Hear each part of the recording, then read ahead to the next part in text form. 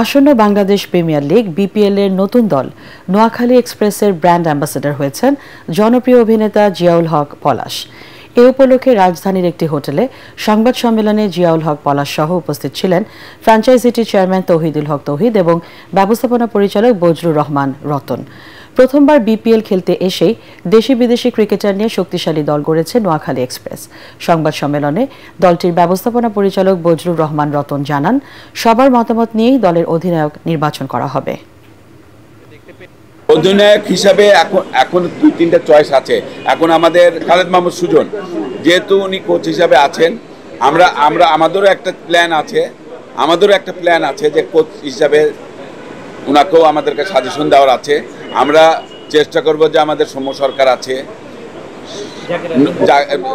জাকির আলী অনিককে আমরা অধিনায়ক হিসেবে আমার পছন্দ না।